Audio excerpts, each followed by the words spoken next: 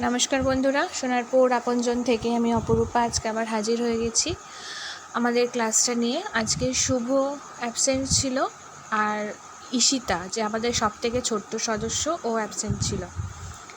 এছাড়া সবাই কিন্তু প্রেজেন্ট ছিল, সব ভালোভাবেই পড়াশোনা করছে। এখানে আমরা বিশেষ করে আগেও বলেছি গ্রামার সাইডটা একটু বেশি জোর দিই আমরা, কারণ বেশিরভাগ বাচ্চাদের গ্রামারটা খুব উইক থাকে।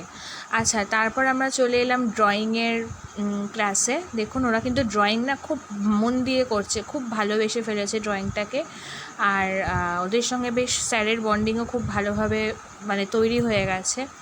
আর খুব সুন্দর করে ওরা ছবি আঁকছে। ওরা যে এত সুন্দর ছবি আঁকতে পারে, সত্যি কথা আমরা ভাবতেই পারিনি। ওরা খুব মন দিয়ে ড্রয়িং করছে। ড্রয়িংয়ের সময় কোনো দুষ্টুমি নয়, কোনো গল্পও নয়।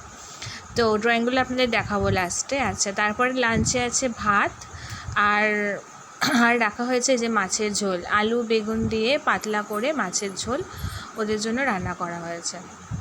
কারণ এখন গরম, বেশি তেল মশলা এমনিতে ওদের রান্নায় ব্যবহার হয় না। তো এই যে ওদের ছবি আঁকা, দেখুন। ভালো থাকবেন, ধন্যবাদ।